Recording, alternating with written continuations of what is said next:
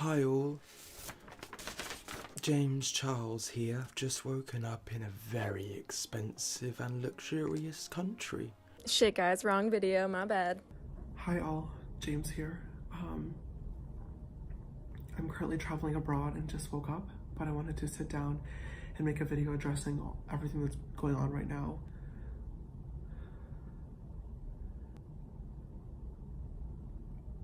I wish that I could say this is the last time that I would make a mistake, but it won't be. And I've learned the hard way, ways that I can interact with boys that I'm interested in, and also ones that I should or shouldn't be talking to.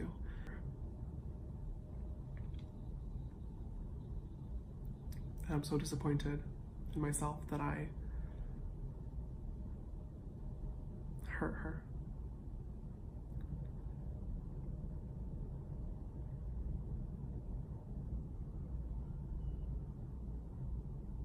Are there any spirits in here who'd like to make themselves known? No? Because this behavior is not normal, it's not okay. Cracking someone's sexuality is not an escape room. First of all, I am a 19-year-old virgin. I talk about boys quite a lot on my social media networks. Clearly at this point, it is not acceptable anymore. That being said, I have never, and would never, and will never use my fame, money, or power to manipulate or get any sexual actions from a guy. That is disgusting. It is not me. The I'm a celebrity thing is really incredibly frustrating to me because this is an inside joke between my friends and I that Tati has also participated in, and she twisted this to be something far worse than what it is. This is the joke that really is where we say I'm famous, not I'm a celebrity, but literally if my friend takes a good Instagram photo, oh my god, you're so famous. If our boneless buffalo wings at Chili's are extra delicious one day, oh my god, these wings are so famous. Funny. That's like beyond. Super funny joke. Yes, as a gay man, I am attracted to men. Trying to get him to like you and then make him feel bad when he didn't want to send you photos back. You need to be locked in prison for a very long time. You need the internet taken away from you. You are a danger to society. Like, I'm much more mentally and emotionally mature than a lot of people my age. I'm not physically attracted to older guys. Yes, as a gay man, I am attracted to men. Which sucks. Like, I would date like the absolute youngest, like 18, 19 that looks a little bit older, or like 24 that like has a young personality. Okay. I talk to a lot of different guys that like that live in different states as well. This is a better example than just dinner. Like, I've talked to guys that live in different states and stuff, and I'm like, hey, like, why don't you come visit? And like, well, I can't afford a plane ticket. And it's like, okay, well, I can. So like, get on the plane. And like, well, I just don't really feel comfortable with that. But like, I love you and I really want to be together.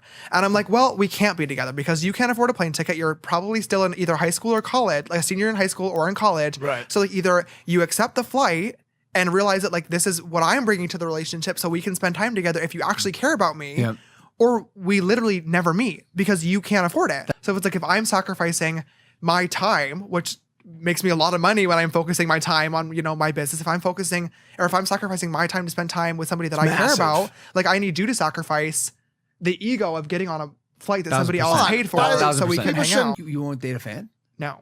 I came across this 15-year-old boy on my Explore page, and I saw that he followed me and added him on Snapchat.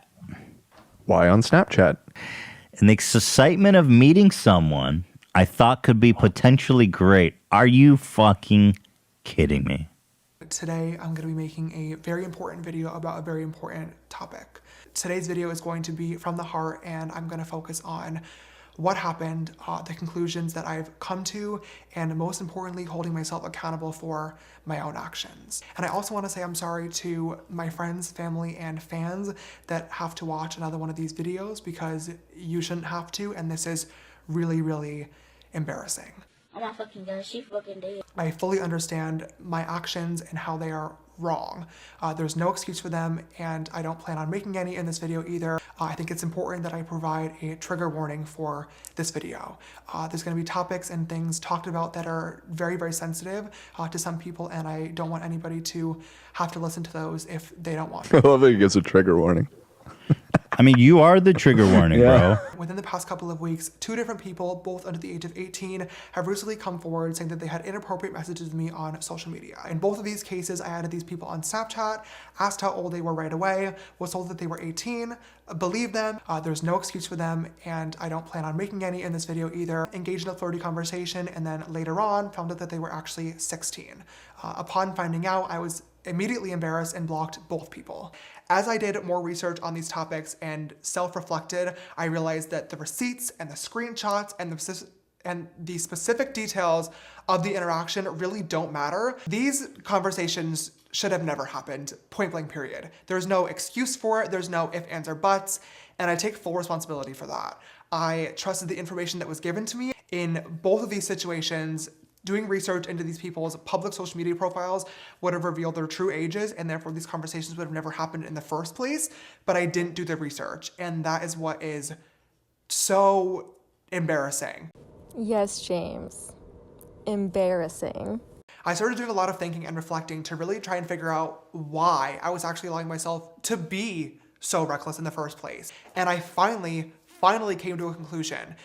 It sucks, and it is ridiculously embarrassing to admit this, but I think I have to, and that is that I'm desperate.